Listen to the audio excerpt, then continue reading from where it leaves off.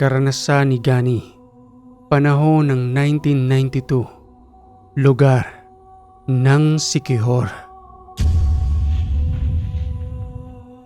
Si Gani ay ipinanganak sa pamilya ng mga gumagamit ng itim na kapangyarihan, isang grupo ng mga kulto na nagpapanggap na mabuti sa harap ng mga tao. Kulay puti ang kanilang kasuotan. Hindi ko nasasambitin ang tunay na pangalan ng kanilang grupo para na rin sa katahimikan ng kanilang pribadong buhay. Si Gani ang naging susi sa lahat ng pagbabago ng kanyang mga kasamahan, pati na rin ang kanyang mga magulang. Dahil sa hindi lamang sila normal na grupo ng mga kulto, nasa dugo rin sila ng mga aswang. Simulan natin ang kwento kung papaanong naging kalahating tao at kalahating engkanto itong si Gani. Oy Libya, Trina, halina kaya't magtutungo na tayo sa kagubatan. Doon tayo magsasagawa ngayon ng mga ritual dahil sa malapit na ang kabilugan ng buwan. Sige po Punong Marin, susunod na po kami ng asawa kong si Rino. Magbibihis lang po kami ng kulay puting kasuotan. Abay bilisan ninyo, yung ibang mga kasamahan natin ay nandoon na. Kayo na lamang mag-asawang hinihintay. Kapag nagsasagawa sila noon ng ritual, may kanya-kanya silang daladalang upuang kahoy. Dahil sa magdamagang ritual na yon, na sinasamantala ang kabilugan ng buwan na may kasama pang pagtuturo kung papaanong ginagamit ang kanilang mga kaalaman sa pagpapasakit at panggagambala ng mga tao. Maya-maya pa nang makarating na nga sila roon, umupo si Libya at Rino sa harapan upang doon ay sundan ang lahat ng kanilang mga ritual. Ang kanyang mga magulang noon na sarado pang isipan sa tunay na kamalayan dahil sa ang kanilang ginagawa ay hindi makatao. Nagtitirik ng kanya-kanyang itim na kandila sa gitna hanggang sa lubusang simula ng kanilang mga ritual sa pagpapalakas ng kanilang itim na kapangyarihang nanggagaling sa buwan at demonyo. Patuloy silang may sinasambit na mga mantra bilang panawag sa itim na kapangyarihan na nagpapalakas sa kanilang isipan at katawan. Sige pa, ipagpatuloy pa natin ang pagtawag. Sayang ang pagkakataong ito upang mas lalong lubusang lumakas ang ating kapangyarihan. Ilagay rito ang buto ng mga bangkay. Yan ang gagamitin nating insenso.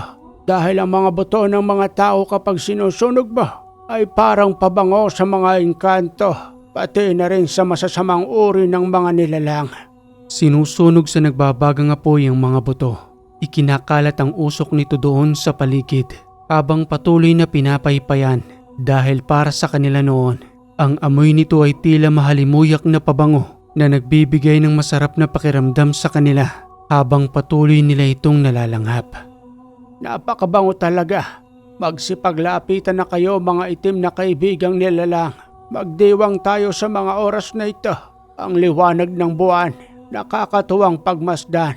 Rino at Libya, humiling na kayo sa oras na ito para magkaroon ng anak upang biyayaan na rin kayo at madagdagan pa ang ating mga samahan.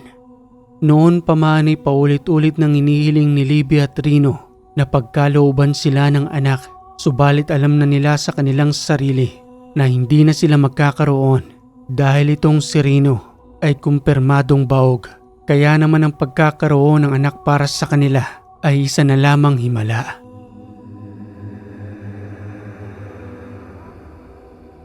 Kinabukasan, nang matapos na ang pagsasagawa ng mga ritual, umaga na silang nakauwi sa kani-kanilang mga tahanan. Minabuti muna ng mag-asawa na magpahinga, subalit ang pahingang yon ay hindi inaasahan ni Libya na may magpapakita sa kanyang panaginip na isang puting engkanto na nagpakilala sa pangalang Isaac. Sambit pang wika ni Libya sa nilalang. Sino ka? At paano kang nasa ng mga gabay kong itim na engkanto? Hindi ka kabilang rito. Umalis ka. Tugon pa ng puting engkantong si Isaac. Wala nang mga gabay mo. Isa-isa ko na silang pinuksa. Mahihinang uri ng mga nilalang. Pati na rin ang gabay ng iyong asawa. Hindi na ako magpapaligoy-ligoy pa. Nandirito ako ngayon para sa isang misyon. Ang magkaroon ng supling sayo upang ang lahat ng kahibangan ng iyong mga kasamahan ay lubusan ng mahinto.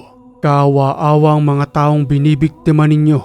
Ang mga walang kamalay-malay sa mga ginagawa ninyong kasamaan. Alam kong may natitira pang kabutihan sa iyong puso, Livia.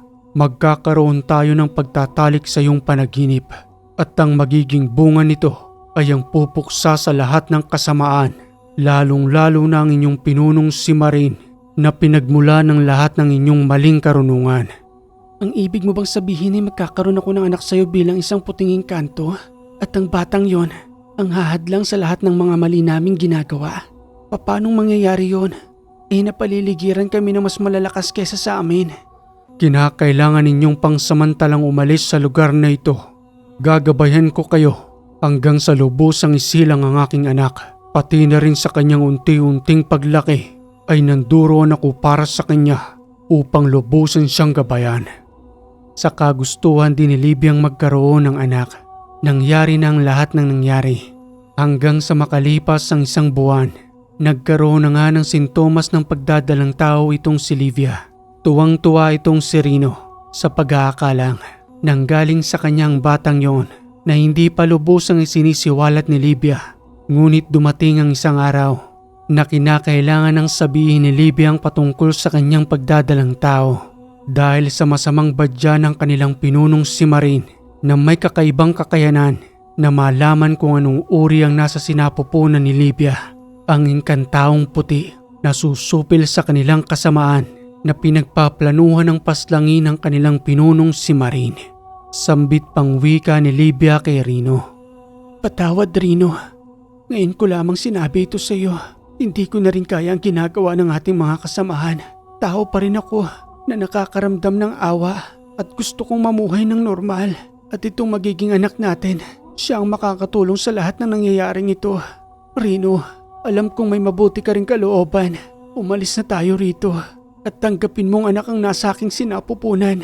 Tugon pa ng kanyang asawang si Rino. Narinig ko ang pag-uusap nila punong Marin. Kukunin ka nila at papaslangin ang sanggol sa iyong sinapupunan. Kaya nagmadali akong magtungo rito sa ating tahanan. Naunawaan kita, Livia, at mahal kita. Kahit na anumang mangyari ay hindi ako papayag na masaktan ka. Hindi na nila pinaabot ang dapit hapon dahil sa araw ding yon, sa pilitang kukunin nitong si Livia.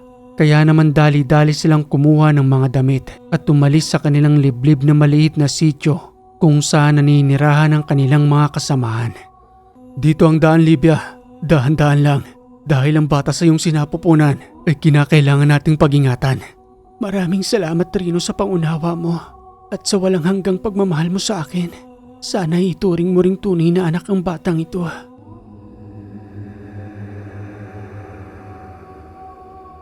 Nagpakalayo-layo ang mag-asawa sa lugar kung saan walang nakakakilala sa kanila hanggang sa lubusang isilang na nga itong si Gani.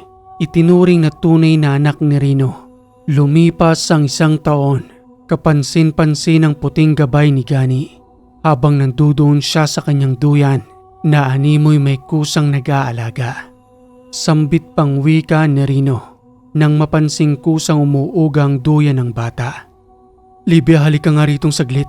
Itigil mo na muna yung paghuhugas mo ng pinggan. Bakit ba, Rino? Sinasamantala ko ang oras na ito sa paghuhugas ng pinggan habang natutulog pa si Gani sa duyan. Yun ang sasabihin ko sa'yo. Halika nga muna rito. Pansinin mong mabuti, kusang umuugang duyan ng walang ibang taong nanduroon. Hindi kaya yan ang puting engkanto dahil hindi ko man lamang inugang duyan ni Gani. Patuloy pa ring mahimbing ang pagkakatulog ni Gani at nang lapitan nga nila ang bata, nakangiti itong nananaghinip na parabang may nakikitang nagpapasaya sa kanya. Halika na muna rito, Livia. Pabayaan na muna natin. Wala tayong kakayanan na makita ang puting engkanto. Maliban sa iyo na nagpakita siya sa iyong panaginip, hanggang sa mga itim na engkanto lang ang kaya kong makita. Makalipas ang 3 taon, ang batang si Gani habang patuloy na naglalaro malapit sa may hagdan dahil sa abala sa gawaing bahay itong si Livia, nakaligtaang nakabukas ang harang ng pintuan at sa hindi inaasahan, nakita ni Livia ang nahulog ang bata, subalit dahan-dahan ito na para bang may nagkargas sa kanya. Hindi nabagok ang ulo ng bata. Dahan-dahan ito sa kanyang pagpatak habang tuwang-tuwa pa ito na patuloy na may tinitingnan habang nakatingala. Ay nako Gani, ang likot-likot mo na talagang bata ka. Halika na nga rito. Matapos kunin ni Libya ang bata, patuloy pa ito sa kanyang pagngiti hanggang sa dagling magsalita si Libya patungkol sa amang engkanto ng bata. Kung nandirito ka man Isaac, pagalawin mo ang nakasabit na basket sa may kusina. At dahil sa kanyang pakiusap, kagad yung pinagalaw ng puting engkanto kung saan nakasunod din ang paningin ni Gani. Muling wika pa ni Libya. Wag na wag mong kukunin sa amin ang anak ko. Pinagbigyan na kita sa iyong pakiusap at tumalikod kami sa aming samahan para lamang sa misyong ito. At ang iyong anak ay tinanggap rin ni Rino. Hanggang sa may marinig siyang salita na nanggagaling sa kanyang likuran. Libya, nalilimutan mo na ba ang pinag-usapan natin? Bilang kanyang ama, nandirito lamang ako para bantayan siya at hindi para kunin upang dalahin sa aming kaharian. Mananatili siya sa iyo hanggang sa lubusang dumating ang takdang panahon upang muling magbalik sa inyong sityo na kung sino man ang maaaring magbago ay sumama sa kanya at ang hindi ay maaari niyang paslangin. Huwag kang mag-alala Livia, palagi akong nasa kanyang likuran sa kahit na anumang laban. Maya-maya pa'y dumating si Rino, bitbit ang kalahating sako ng bigas, sambit pang wika nito sa kanyang asawa. Livia, sinong kinakausap mo riyan? Rino, pasensya ka na kung hindi kita napansin. Ang tatay ni Ganing Engkanto, nandirito siya kanina. Ipinapaalala niya lamang sa akin ang misyon patungkol sa anak naming si Gani na pagdating umano ng takdang panahon, si Gani ang pupuksa sa pinanggalingan natin. May tiwala ako sa puting engkantong yon. Kung yun man ang nakatakda kay Gani, wala tayong magagawa Libya. Alam kong hindi niya pababayaan ang sarili niyang anak. Pero ayaw kong mapahamak ang anak kong si Gani. Noon sumasang-ayon pa ako sa kagustuhan niya. Pero ngayon, nagdadalawang isip na ako patungkol doon. Kilala ko ang ating mga samahan. Wala silang awa kung pumaslang ng tao. Paano na lamang ang anak ko?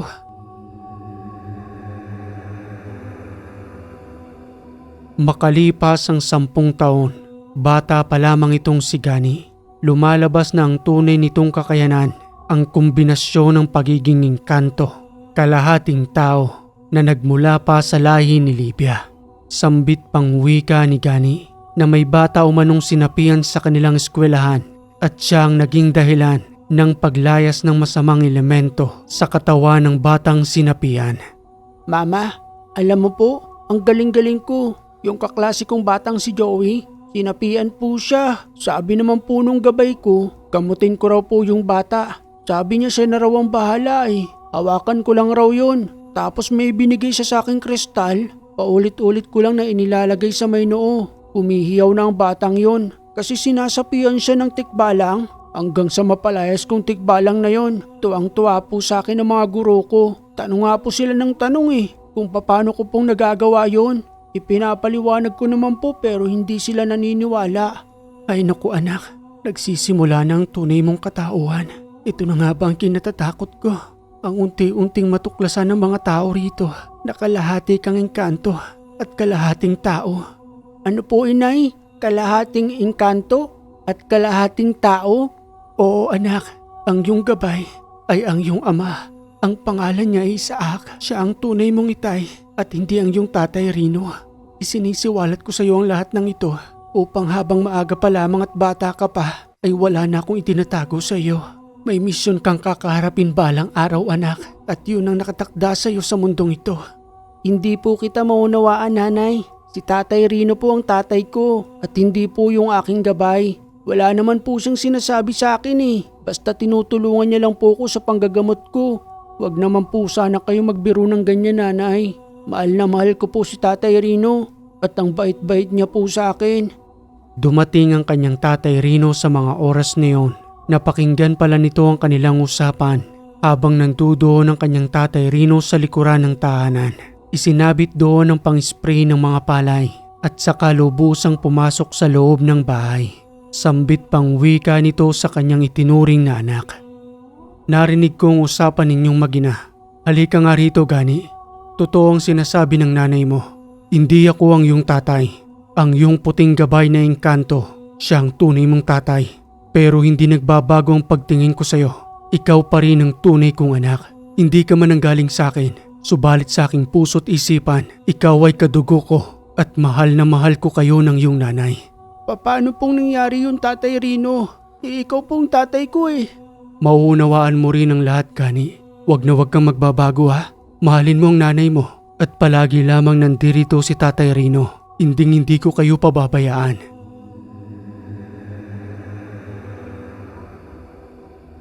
Sa pagtungtong ni Gani ng 22 anyos, kabisado na niya ang lahat ng kanyang kakayanan bilang kalahating engkanto at kalahating tao. Tumutulong siya sa mga taong nangangailangan tulad ng panggagamot, pagpapalayas ng masasamang elemento at pagbasbas sa mga tahanan na may mga nakabukas na portal kung saan pumapasok at lumalabas ang mga demonyo.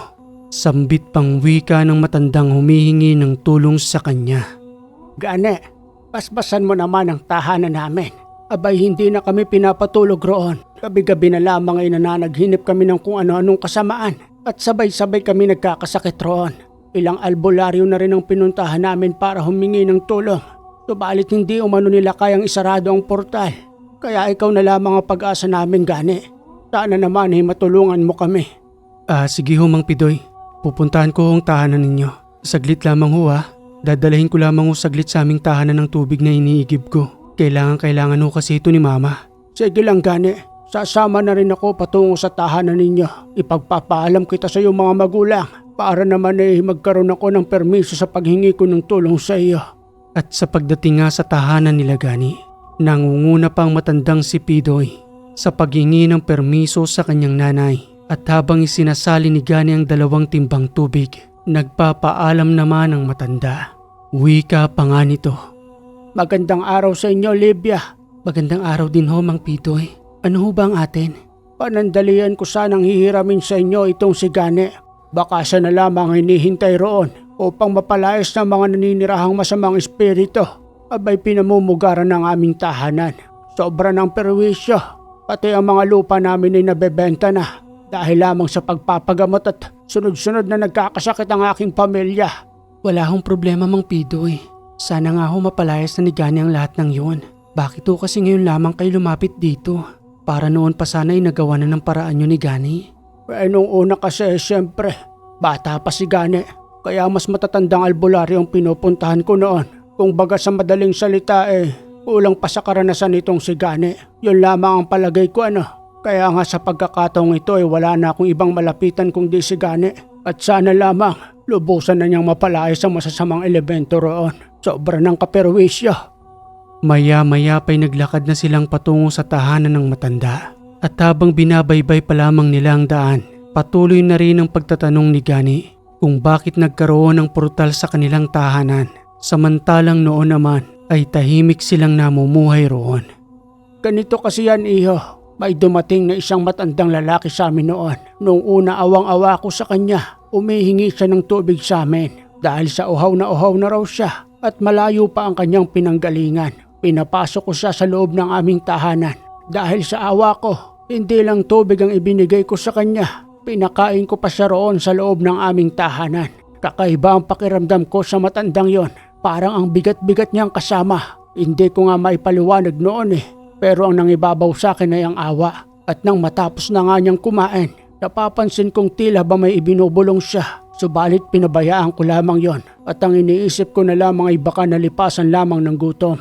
Subalit patuloy siyang may iniihip sa loob ng aming tahanan. Pati na rin sa aming salamin. At nang pansinin ko na nga siya, uminto ito. Nakasimangot pa sa akin. Dagling lumabas ng tahanan namin.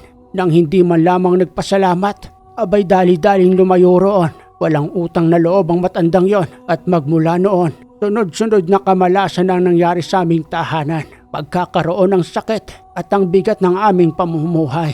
Tugon pa ni Gani sa mga sinabi ng matanda. Maliho ang taong kinawaan ninyo.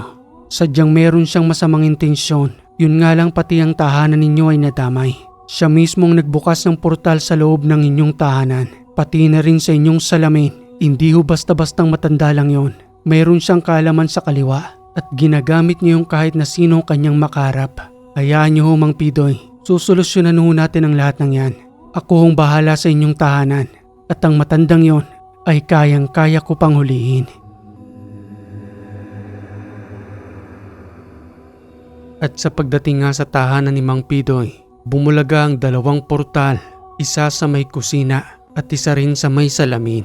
Nagkalat na roon ang masasamang uri ng nilalang na nanggaling pa sa ibang dimensyon dahil sa pagbubukas ng portal na walang kamalay-malay ang pamilya ni Mang Pidoy na ang bawat isa sa kanyang pamilya roon ay kinukuha na ng enerhiya na nagiging dahilan ng madalas nilang pagkakaroon ng karamdaman. Muling wika pa ni Gani kay Mang Pidoy. Ang dami na ho nila rito, pinamugaran ng tahanan ninyo at ang may kagagawan sa pagbubukas ng portal dito, siya ay isang matandang itim na ermitanyo. Abay, paano mong nalalaman? Samantalang yung mga tinawag kong albularyo ritong tumulong sa akin hindi nila alam yon. At ang laki-laki pa ng bayad. Mga bulaang albularyo ho sila na ang habol lamang ay ang pera ninyo. Hindi ho nila kaya ito, kaya sinasabi na lamang nila na kunwaring malinis ng inyong tahanan at naisarado ng portal dito. Subalit bukas na bukas pa rin at napakadelikado para sa inyo. Sa kadahilan ng pati ang inyong kaluluwa ay maaari nilang kunin upang gawing bilanggo. Kumuha ho kayo ng isang tabong tubig, babasbasan kong buong tahanan at wiwisika ng tubig na binasbasa ng aking mga dasal. Ewan ko na lamang kung hindi sila malusaw rito at magsipagbalikan sa bukas na portal bago natin lubusang isarado. Dagling kumuha ng isang tabong tubig si Mang Pidoy, saka patuloy na kinargahan ang usal ni Gani. Maya-maya pa ang paligid ng buong tahanan, magmula sa silid patungo ng kusina, pati na rin ang bawat sulok ng bahay na yon ay patuloy na winiwisika ng tubig ni Gani. At nang matapos nga sa loob ng tahanan, nagtungo rin sa labas nito at 3 beses na umikot sa paligid ng tahanan ni Mang Pidoy hanggang sa lubusang maubos ang isang tabong tubig na ibinuhos na lamang ang pinakahuling laman nito sa harap mismo ng kanyang pintuan. Sambit pang wika ni Gani. Nagsipagpulasan na ho silang pabalik sa portal at yun naman ang tatrabahuhin ko.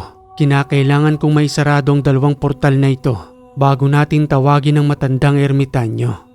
Gamit ang pagtaas ng kanang kamay ni Gani, sabay bigkas ng mga usal, magkasunod niya itong isinarado at ang pinakahuli ay ang portal sa may salamin.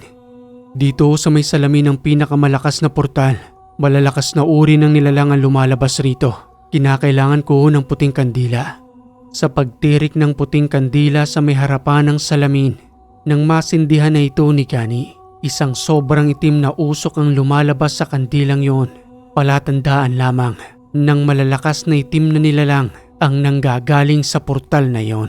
Subalit hindi sila umubra kay Gani. Nang mawala ang makapal na itim na usok sa kandila, ibig sabihin lamang noon, sarado ng malakas na portal na kagagawa ng itim na ermitanyo. Ikaw naman, matandang itim na ermitanyo ang pagtutuunan ko ng pansin. Dagling may hinanap si Gani hanggang sa makita niya sa may kurtina ng pintuan ang isang itim na karayom na nakatusok roon at nang makuha niya na nga ito, gamit lamang ang karayom, pinahawakan ito kay Mang Pidoy at saka tinawag ang espiritu ng itim na ermitanyo. Handa ka na ho ba, Mang Pidoy? Pasasanibin ho natin sa katawan ninyo ang matandang mapangsamantala na pinakitaan nyo na ng kabutihan, subalit kasamaan pa rin ang sinukli sa inyo. Sa pamamagitan lamang ho ng itim na karayom na ito, dahil sa nanggaling pa ito sa kanya, ang enerhiyang dumadaloy rito ay kanyang enerhiya at sa pamamagitan nun, maaari nating tawagin ang kanyang espiritu upang lubusang pasakitan sa pamamagitan ng inyong katawan. Sige Gani, abay handang-handa na ako. Malaking perwisyo ng ginawa sa amin ng matandang yon. Dapat lamang siyang panagutin. Mabuti na lamang at hindi ako nagkamali sa pagtawag sa iyo, Gani. Sige na, simulan na natin. Gamit ang malalakas na usal na panawag ni Gani, sa ika-4 na beses na pagtawag niya, doon pumasok ang espiritu ng itim na ermitanyo. Wika pa nga nito habang patuloy na nagagalit. Kakaiba ka bata, tatawag mo ang espiritu ko. Anong uri ng kapangyarihan na mayroon ka? Ikaw lamang ang nag-iisang nakatawag sa akin. Nakakatuwa naman. Nagkaroon din ako ng makakaharap na malakas-lakas. Natutugma sa aking kakayanan. Subalit hanggang kailan ka kaya tatatag? Kailangan ko ang tulad mo. Ang iyong kaluluwa at kapangyarihan ang lubusang magpapalakas sa akin. Tugon pa ni Gani sa mga sinabi ng ermitanyo. Paano mong hihigupin ang abilidad ko? Gayong nakatali ka sa loob ng katawang yan. Ako ang may kakayanan sa oras na ito at hindi ikaw. Pero kung gusto mong makipagkumbate espiritual, pagbibigyan kita itim na ermitanyo. Subukan lang natin kung uubra nga bang kakayanan mo. Subalit kapag wala akong naramdaman, pasensyahan tayo. Ako naman ang magpapasakit sa'yo at ang pagpapasakit na mararamdaman mo ay maaari mong ikamatay, hindi lang ng iyong kaluluwa, pati na rin ng iyong pisikal.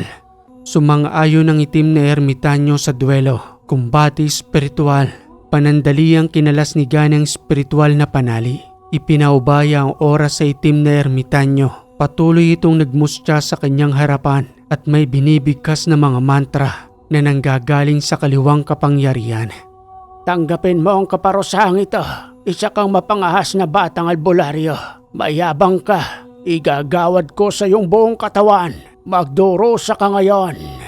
Subalit wala man lamang naramdaman si Gani. Patuloy pa nga siyang natawa dahil sa paulit-ulit pang ginagawa iyon ng matandang ermitanyo. Hindi ito umubra sa kanyang kakayanan. Sambit pang wika sa matandang ermitanyo na may kasamang pangasar. Yun na ba ang kakayanang pinagmamalaki mo? Na hanggang sa iyong pagtanda, pinaniwalaan mong malakas? Marahil sa mga normal na tao maaaring tumalab yan. Pero sa isang nilalang na tulad ko, na kalahating tao at kalahating puting engkanto, hindi uubray ang pinagyayabang mo. Kaya pala may gabay kang isang puting engkanto.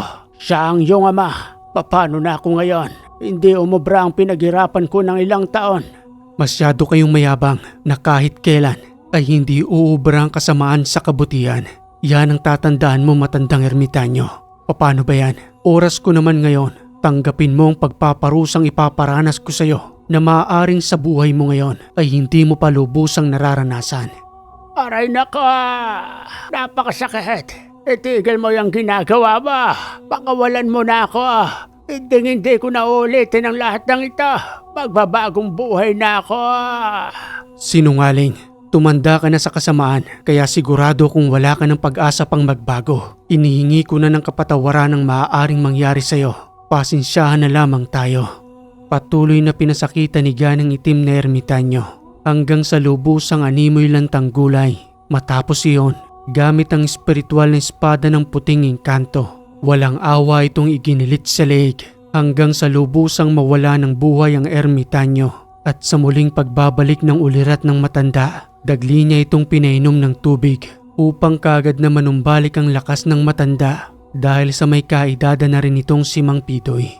Ayos lang ho ba kayo? Abay, maayos naman ang pakiramdam ko, Gani. Mas gumaan nga eh. Ano na bang nangyari? Wala man lamang akong maalala. At bakit may luha ang mata ko? Itanong nyo na lamang ho sa inyong mga anak. Ang mahalaga ho sa ngayon muli nang maaliwalas ang tahanan ninyo. Wala na ho ang portal, wala na rin ho ang itim na ermitanyo. Muli na hong babalik ang swerte sa inyong tahanan. Dapat pala'y noon pa kita tinawag, Gani. Maraming salamat sa iyo. Nawa ay gabayan ka ng Panginoon sa lahat ng mga misyon mo na tulad kong taong nangangailangan ng iyong tulong. Tanggapin mo ang salaping ito, Gani. Pasensya ka na kung ito na lamang ha. Kakarampot na lamang ang natitira sa pagbenta ko ng lupa. Sa iyo na ito, bilang pagpapasalamat sa tulong mo sa amin. Ibili nyo na lang ho yan ng pagkain. Hindi ho ako humihingi ng bayad. Wala hong katumbas na salapi ang pagtulong kong yun. Bahala na ho ang Panginoon sa akin. Ang layunin ko sa mundong ito ay makatulong ho sa mga tulad ninyo. Abay, maraming salamat, Gani. Totoo ka roon. Kinakailangan namin ng tulad mo. Muli akong nagpapasalamat sa iyo. Ito na lamang din kasi talaga ang natitirang pera namin. Dahil sa pasakit na ipinagkaloob ng ermitanyong yon. Sandali lamang at ihatid kita sa inyong tahanan. Para naman hindi nakakahiya kay Libya. Hindi na ho, Mang Pidoy. Ako na hong bahala kay Mama. Sasabihin ko na lang huro ng pagpapasalamat mo. Abay, sige, Gani. Napakabuti mo. Ako na itong nakabala sa inyo. Walang anuman ho yun. Sige ho, talis na ako. Inabot na ng hapon si Gani sa kanyang pag-uwi. Dahil sa haba ng prosesong kanyang ginawa sa tahanan ni Mang Pidoy. At habang patuloy siyang naglalakad, kapansin-pansin ang pagtingin sa kanya ng isang lalaki. Tagos hanggang kaluluwa kung makatitig. Sinundan niya rin ito ng tingin hanggang sa lubusang yumuko at tumalikod na lamang sa gilid. Pabulong niya pang wika sa kanyang sarili. Ang OA naman ng lalaking yon. Kung makatitig parang may masama akong ginawa sa kanya. Bahala na nga siya ron. Ipagpapatuloy ko na lamang ang paglalakad ko.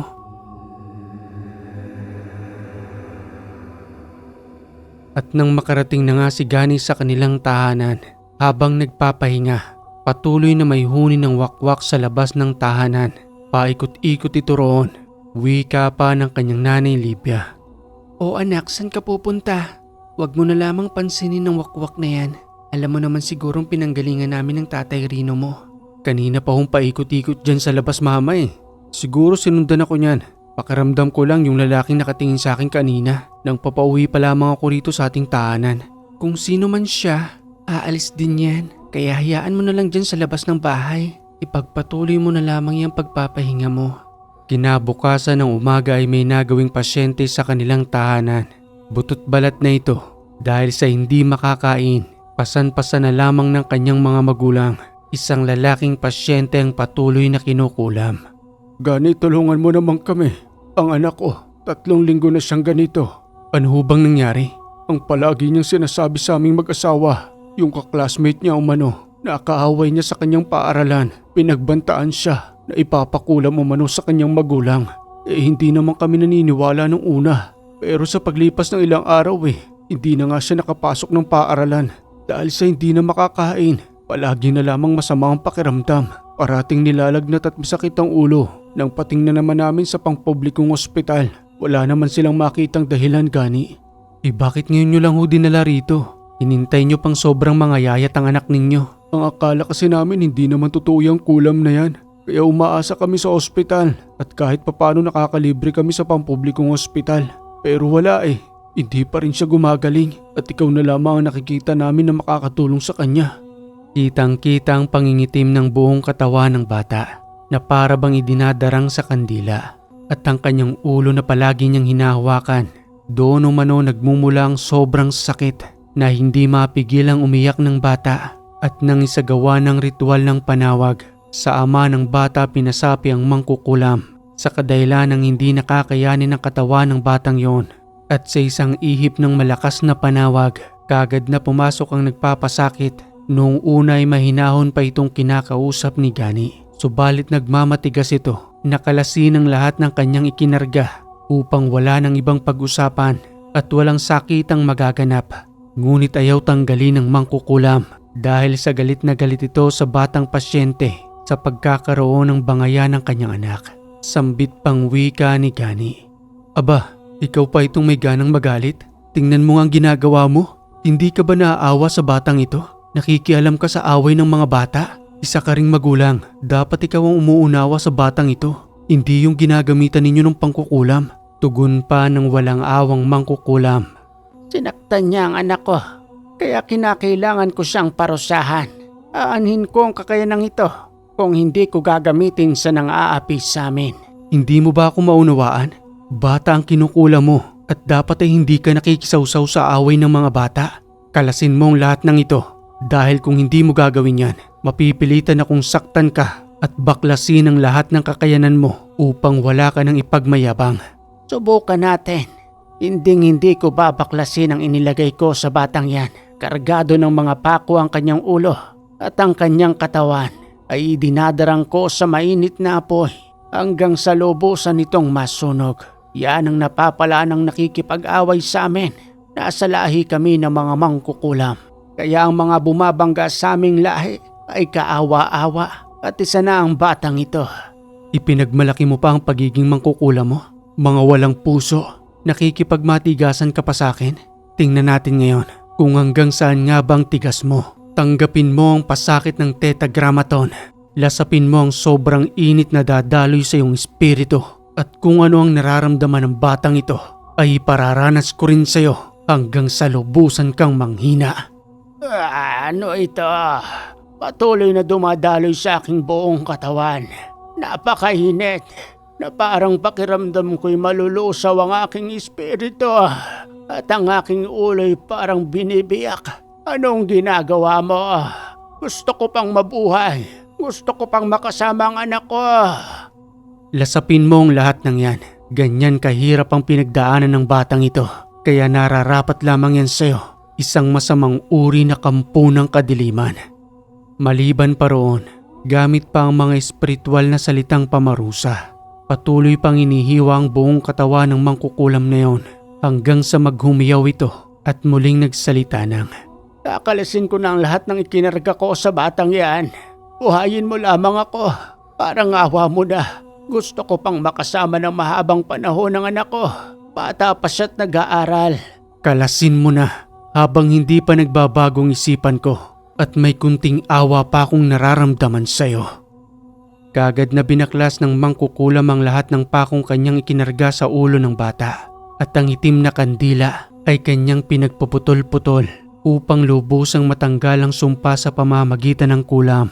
At nang matapos niyang may sagawa ang lahat ng iyon, hiningi ni Gani ang lahat ng gamit ng mangkukulam, pati na rin ang libreta nito kung saan niya natutunan ng kaliwang karunungan. Sambit pang wika ni Gani, akin ang lahat ng gamit mo at sa espiritual na pamamarang ito, ididiskumunyon ko ang lahat ng iyong mga gamit upang hindi ka na muling matukso sa kasamaan at wala ng ibang inosenteng taong mabiktima sa pamamagitan ng iyong pangkukulam. Paano naman po ako? Diyan ko rin kinukuha ang pagpapaaral ko sa anak ko. Huwag niyo namang pungkunin sa akin ang aking kakayanan. Itatakwil ako ng aking lahi kung sakaling malaman nilang hindi na ako nang kukulam. Papipiliin kita ngayon. Alin ang gusto mo? Lumaban ka ng patas sa paghahanap buhay na kasamang anak mo? O ngayon pa lang ay ihatid na kita sa impyerno? Panandaliang nanahimik ang mangkukulam at nang magising na siya sa katotohanan, kagad na ipinagkaloob kay Gani ang lahat ng kanyang gamit espiritual at sa pamamaraang yon, diniskomunyon nito ni Gani na kagad na pinalaya ang mangkukulam na yon. Ito ang tubig, uminom muna kayo. Alam kong nanghina rin ang katawan ninyo dahil sa pagsapi ng mangkukulam na yon.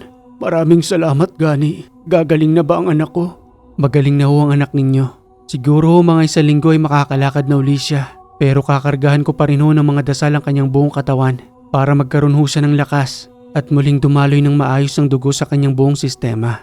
Hiling ko lang ho sa inyo, kapag bumalik na sa kanyang pag-aaral ang batang ito, ilipat nyo na lang ho siya ng ibang eskwelahan para yung trauma niya hindi na muling bumalik. Masusunod ang lahat ng bilin mo, Gani. Maraming salamat uli. Mayroon kaming malaking utang na loob sa'yo. Naluluha ako dahil sa nakikita ko sa mukha ng anak ko ngayon. Masigla siya. Hindi tulad ng dati na araw-araw sumasakit ang kanyang ulo at humihiyaw dahil sa karamdamang yun. Wag na ho kayong umiyak. Hinding-hindi niya na muling mararanasan yon.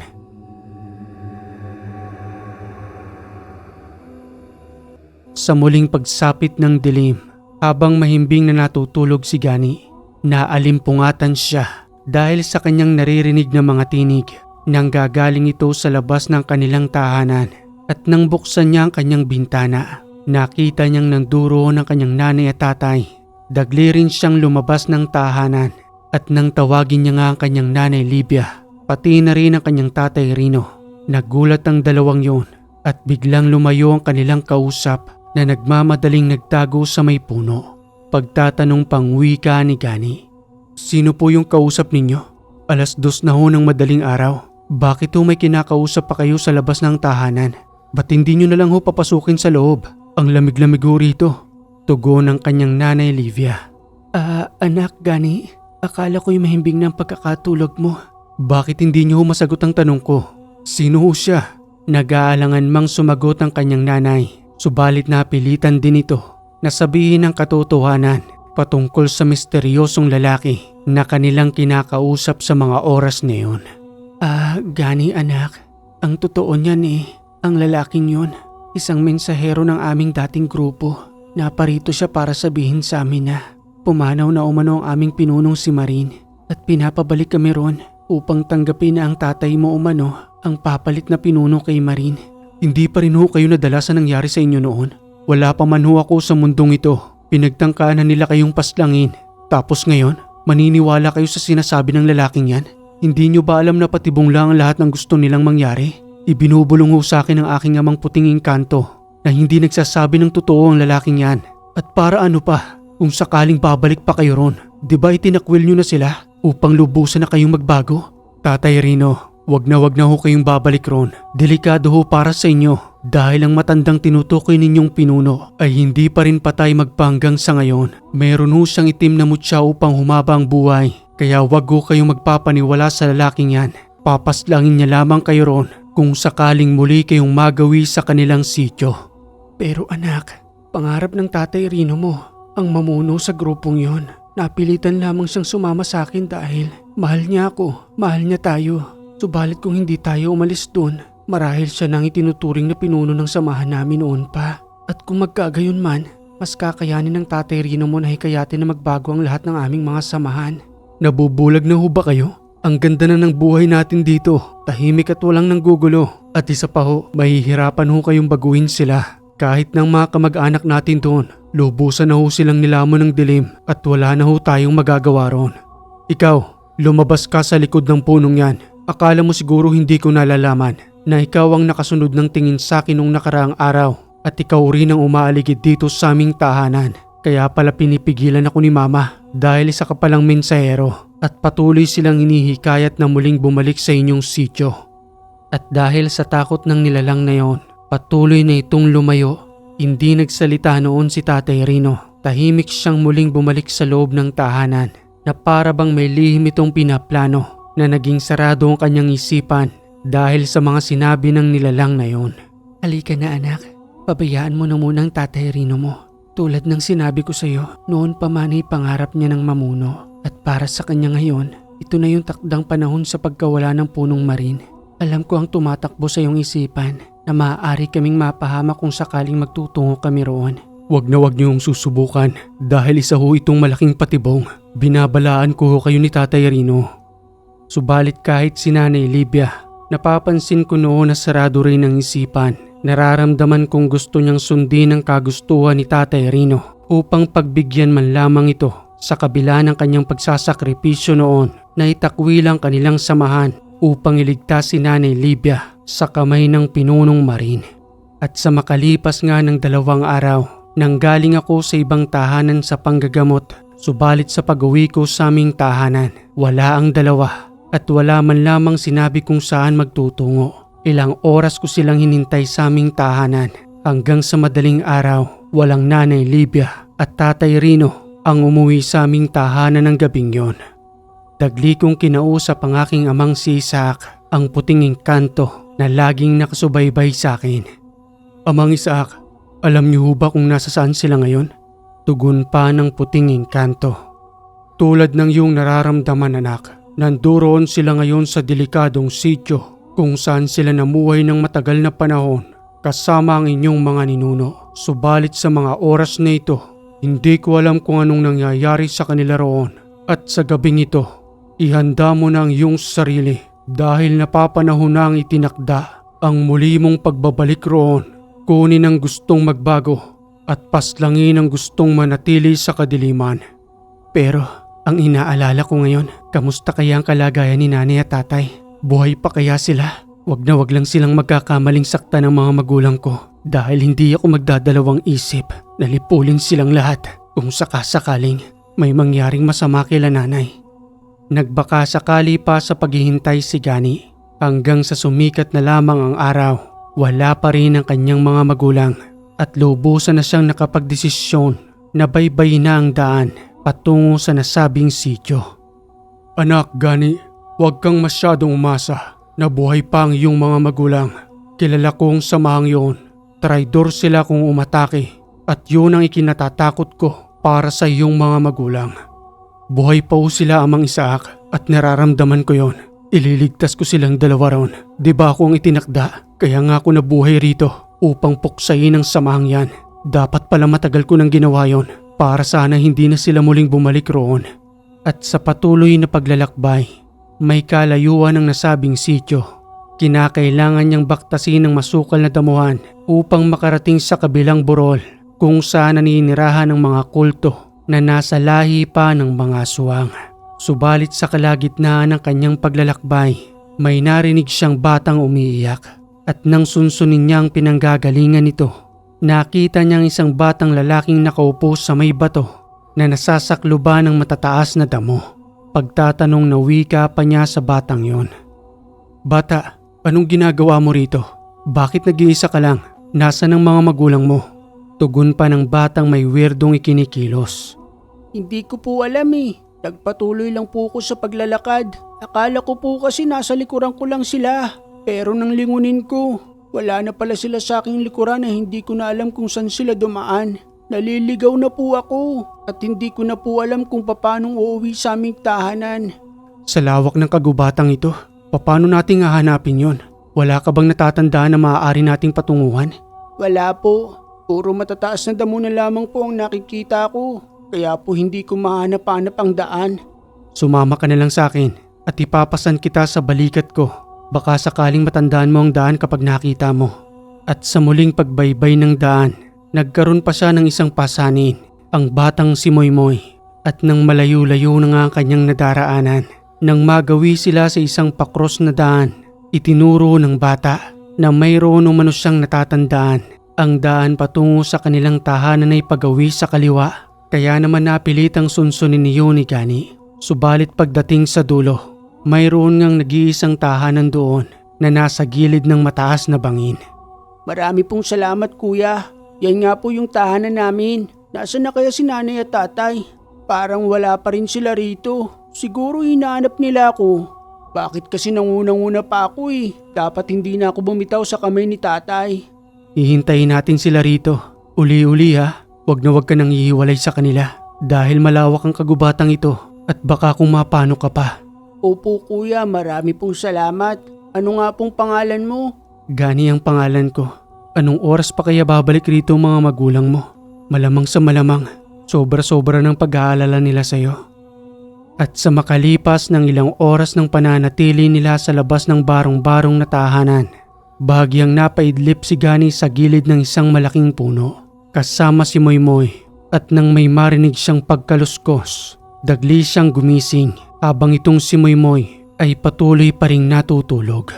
May namataan siyang mag-asawang papalapit sa tahanan, bagsak ang balikat at halatang umiiyak pa ang babae roon. Patuloy na namumugto ang kanyang mga mata at nang makita nga silang nakaupo sa lilim ng isang malaking puno, nagmamadali ang mag-asawang lumapit sa kanila at nagwika ng, Moymoy anak, ikaw ba yan? Anak ko, si Moymoy nga. Natutulog pa ho si Moymoy. Napagod ho yata sa kakayak. Nakita ko ho siya roon na nakaupo sa may masukal na damuhan. Malayo ho sa tahanang ito. Maraming salamat Ginoo. Akala namin ang asawa ko hindi na namin makikita si Moymoy. Halika muna sa loob ng tahanan namin. Ako nang magkakarga kay Moymoy. Hindi ko talaga siya iniwan dito dahil baka kung saan-saan pa magpunta. Sa susunod ho, wag nyo nang iiwan ang anak ninyo. Kaawa-awa ho siya sa gitna ng kagubatan at hindi niya alam kung paano siyang makakauwi. May kalikutan po kasi talaga ang batang ito. Akala ho namin na nandoon lamang sa unahan. Yun pala ay patuloy na sa kanyang paglalakad. May kinukuha lamang naman kaming mga pananim roon.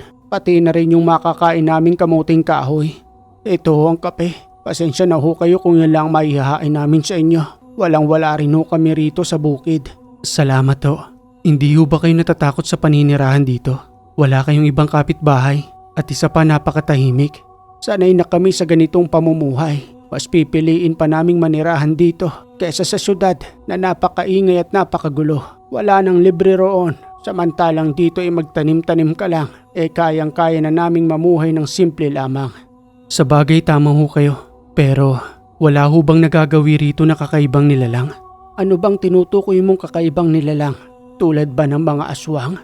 Ganoon na nga ho. Dahil kahit ako mismo ay nanggaling sa ganoong lahi. Isa ka ring aswang iyo? Wag ho kayo matakot sa akin. Hindi ho ako aswang. Pero ang dumadaloy yung dugo sa akin ay may lahi ng aswang. Subalit natanggal ng sumpang yon at naging isa na ho akong manggagamot.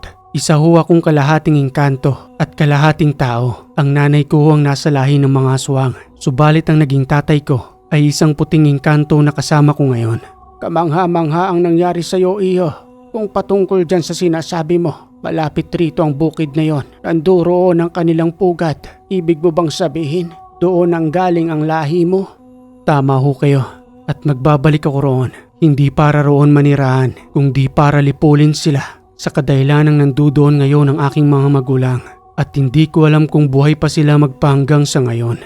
Panalangin lamang ang may tutulong namin sa iyo, Iyo. Mag-iingat ka roon.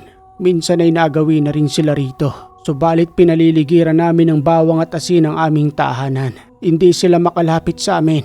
At kahit kapag lumalabas kami ng tahanan, mayroon kaming bitbit na asin at bawang upang makaiwas sa kanila kung sakasakaling muli silang magawi rito.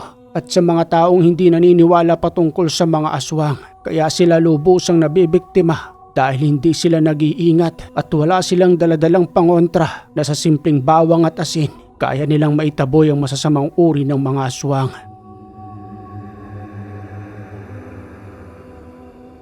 At nang matapos na ngang makapagkape ni Gani, kaagad na rin siyang nagpaalam sa pamilyang yon. Sakto namang nagising si Moymoy bago pa lamang siya makalis sa tahanang yon. Sambit pang wika ng bata.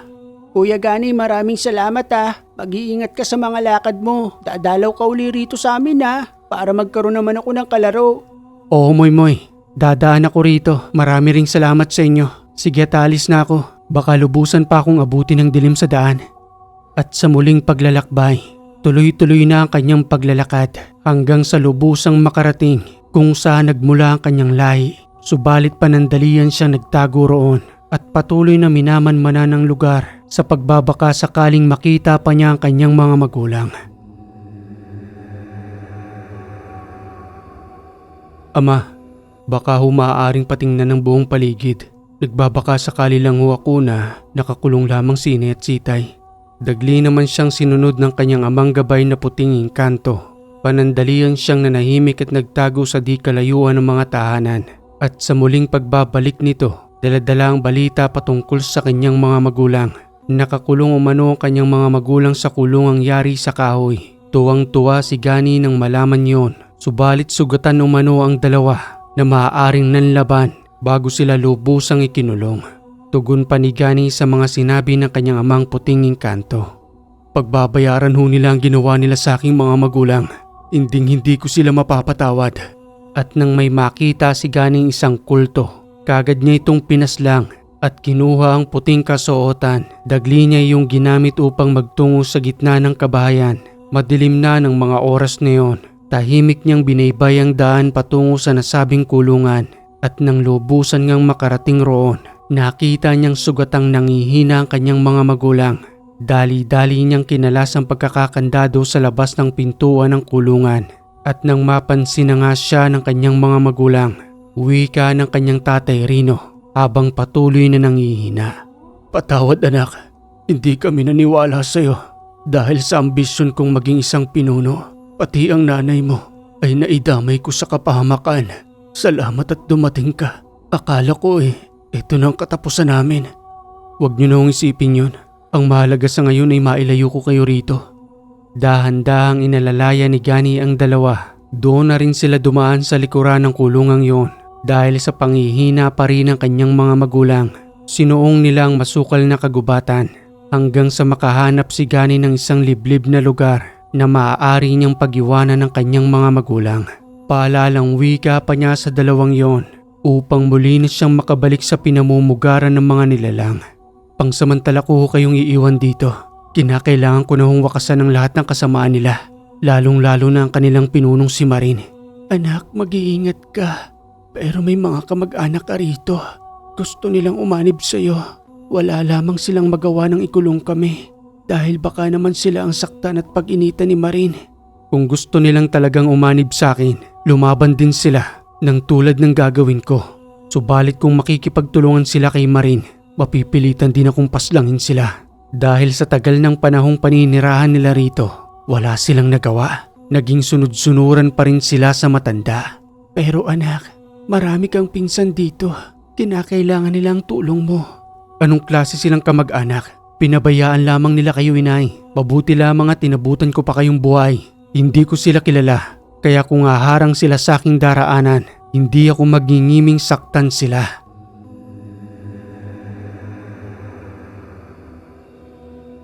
At sa muling pagbabalik ni Gani sa mga nasabing tahanan, nakaambang na ang kanyang espiritual na sandata na ipinagkaloob pa sa kanya ng kanyang amang engkanto. Subalit sa kanyang pagdating roon, Nagkakagulo na ang mga ito dahil sa pagkawala ng bilanggo.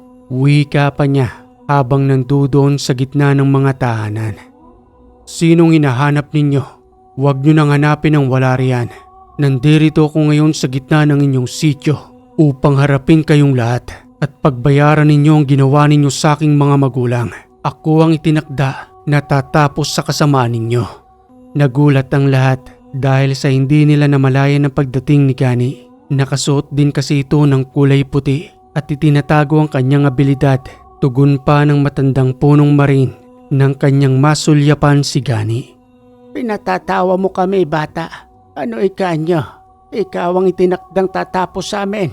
Sa tagal ng panahon ng pamumuhay ko sa mundong ito, wala pang nakatatalo sa akin, iho. Kaya panaghinip lamang yung sinasabi mo. Mabuti na lamang at dumating ka. Ikaw ngayon ang magiging kapalit ng iyong mga magulang dahil sa pagkuha mo sa kanila. Akala mo siguro hindi ko alam ang pinanggalingan mo. Hindi ka tunay na anak ni Rino. Anak ka ng isang puting engkanto. Pasalamat ka noon at itinago ka ng iyong tatay-tatayang si Rino. Dahil kung hindi, nandoon ka pa lamang sa sinapupunan ng iyong nanay. Pinagsalusaluhan ka na namin, pati na rin ang iyong mga magulang. Tugon ni Gani sa mga sinabi ng matanda. Marahil ay bata ako sa inyong paningin, subalit ang abilidad ko ay lagpas pa sa inyong kakayanan. Kaya wag mong ipagmayabang sa akin ang edad mo, tandang marin. Dahil kahit isa ka pang pinuno, kayang-kaya kitang paslangin sa harap mismo ng iyong mga kasamaan. Matalas ang dila mo, bata. Kung ang mga magulang mo nga ay hindi umubra sa amin, ikaw pa kaya? Natatawa lamang ako sa tatay mong si Rino, nangangarap na maging isang pinuno. Naniwala sa aking patibong.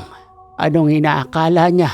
Mapanghahawakan niya na ang lugar na ito, samantalang isa siyang traidor na tumalikod sa aming samahan at pinagtakpan ng kataksilan ng iyong nanay Libya. Kaya sirang-sira siya rito. Hinding-hindi siya magiging pinuno kailanman dahil ang tulad ko ay walang kamatayan. Sa gitna ng iringan, 3 sa mga kulto ang kagad na sumugod sa likuran ni Gani. Patraidor kong umatake.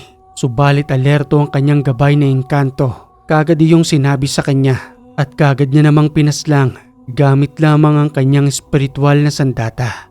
Magaling ang ginawa mo, bata. Pinahahanga mo ko. Ngunit marami kami rito at nag-iisa ka lamang. Sigurado kung may hangganan din ang iyong kakayanan. At kapag dumating na ang puntong yon, pepera-perasuhin namin ang iyong katawan upang pagsalu-saluhan sa lugar na ito. At ang iyong buto ay gagawin kong insensong panawag sa aming Panginoon. Tingnan natin at kung mangyari man yon, habang buhay na kayong magdiriwang ng inyong kasamaan. Subalit hindi ako papayag dahil ako ang tinik sa inyong lalamunan na papaslang sa inyong lahat. Makinig kayo sa akin. Ipakita ninyo ang tunay ninyong kaanyuan upang makaramdam ng takot ang isang ito. At huwag kayong magdalawang isip sa pag-atake sa kanya. Gamitin ninyo ang lahat ng inyong lakas upang ang batang ito ay magising sa katotohanang mali ang kinalaban niya. Dahil hindi lamang tayo pangkaraniwang kulto, nasa lahi pa tayo ng mababangis na aswang.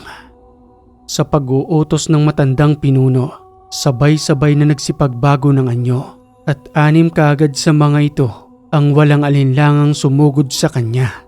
Tugurin natin ang lapastangang yan. Gamitin ang lahat ng abilidad kung paano siyang papaslangin. Kanya-kanya ng pagtalon at pagsugod habang si Gani ay kalmadong nakikipaglaban. Matatalim na pangil at kuko laban sa kanyang espiritual na sandata na pumupuksa ng maiitim na kaluluwa. Sino pa sa inyong susunod? Nagdadalawang isip na ba kayo? Dahil ang bawat sumusugod sa akin ay isa-isang nawawalan ng buhay dahil sa mali ninyong pagsunod sa inyong pinuno. Lahat kayo ay matutulad sa kanila. Sige, lumapit kayo. Handang-handa akong makipaglaban sa inyo dahil sa matagal na panahon kong hinintay ang pagkakataong ito. At sa hindi inaasahan ni Gani, ang 11 sa mga kultong aswang na nanduroon ay nagsipag-aklasan at lubusang kumampi sa kanya. Sambit pang wika ng isang nilalang habang idinuduro ang matandang pinunong si Marin. Siya ang dahilan ng pagiging masama namin. Kadugo mo kami, Gani. Noon pa man, gusto na naming umaklas sa matandang yan. Subalit wala kaming lakas ng loob dahil sa mas marami sila kaysa sa amin. At ito na ang takdang panahon upang lubusan kaming umaklas at makipaglaban sa kanila. Kakampi mo kami, Gani. Subalit humihingi ako ng kapatawaran dahil wala kaming nagawa ng sakta nila ang iyong mga magulang. Alipin pa rin nila kami ng mga oras na yon dahil sa kanyang kapangyarihan. Salamat sa iyong muling pagbabalik dahil nagkaroon kami ng lakas ng loob upang lubusang tumaliwas sa kanila. Sa pagkakataong yon, mas lalong lumakas ang loob ni Gani. Ang 11 nilalang ay nagtungo sa kanyang likuran upang ipakita ang kanilang suporta na handa silang ibuwis ang kanilang buhay para sa kanilang kalayaan at matigil na ang kasamaan na dulot ng pinunong si Marin. Ngunit hindi matanggap ng pinunong yon na muli siyang pinagtaksila ng kanyang mga pinamumunuan. Sambit pang wika ni Tonang. Mga traidor, magsama-sama kayo. Ginawa ko ang lahat upang pamunuan kayo. Hindi para sa pangsarili ko lamang, kundi para sa ating lahat. At kung ano man ang meron ako, ay meron din kayo. Sige, kung yan ang kagustuhan ninyo, magsama-sama kayong pumanaw sa lugar na ito. Sugurin sila at huwag kayong magtitira ng buhay. Dahil sa nadagdagan ng lakas ng puwersa ni Gani, mas naging madali para sa kanya na lipulin ang lahat ng masasamang nanduroon. Madugo man ang naging labanan, subalit nagwagi pa rin sila sa pakikipaglaban sa mga alagad ng pinunong si Marin. Nais mang tumakas ng matanda, ngunit pinaligiran siya ng 11 sugatan na tumaliwas sa kanyang pamumuno at hindi siya binigyan ng pagkakataong makatakas upang kaharapin si Gani at ipakita ang kanyang tunay na kakayanan bilang isang pinuno ng mga kulto. San ka pupunta, Punong Marin? Ang inaakala ko ba'y malakas ka? Kaharapin mo si Gani. Ikaw na lamang ang natitira sa inyong samahan. Patunayan mo na ang iyong pamumuno sa amin noon ay karapat dapat nga ba dahil kung matatalo mo si Gani, ibubuwis namin ang aming buhay sa iyo. Umalis kayo sa aking daraanan. Malilintikan kayo sa akin. Tandang Marin, huwag mo nang tangkaing tumakas pa. Harapin mo ko at patunayan mong tunay kang ang malakas. At dahil sa pagiging desperado ng matanda, lumaban ito kay Gani. Ginamit ang lahat ng kanyang kakayanan, subalit kailanman ay hindi magwawagi ang kasamaan sa kabutihan. At nang magkaroon ng pagkakataon si Gani, itinutok niya ang espiritual na sandata sa may leeg, subalit nagmakaawa pa rin ang matanda. Nabigyan pa umano siya ng ikalawang pagkakataong mabuhay. Ngunit sapat na ang panahon ng kanyang pananatili sa mundo. Muling wika pa nito habang patuloy na itinatarak ni Gani ang espiritual na espada. Ikaw nga ang nakatakda, nalilipol sa aming lahat, ang inkantao, kalahating inkanto at kalahating tao. Matapos ang misyong yun ni Gani, ang mga natirang kamag-anak niya roon ay muling namuhay ng tahimik, subalit tinulungan niya ang mga ito upang lubusang magbago. Muli silang nanirahan doon kasama ng kanyang mga magulang.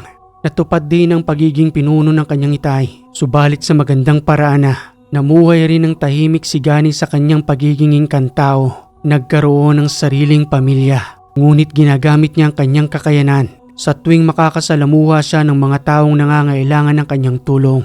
Hindi niya ipinagdadamot yon at nagkaroon din siya ng sariling anak na ipinangalan niya sa kanyang tatay na Engkanto na nagngangalang Isaac. Okay mga kaiwaga, ang ganda ng kwentong ito. Maraming salamat sa nagpadala ng kwento na itinago natin sa pangalang Gani. At kung nagustuhan mo ang kwentong ito mga kaiwaga, palambing naman po ng like and share. At kung hindi ka pa nakaka-subscribe, click mo na yung subscribe button dyan, pati na rin yung bell para updated ka sa ating mga bagong kwento. Muli mga kaiwaga, maraming salamat sa lagi ninyong pagantabay dito sa Ang Hiwaga.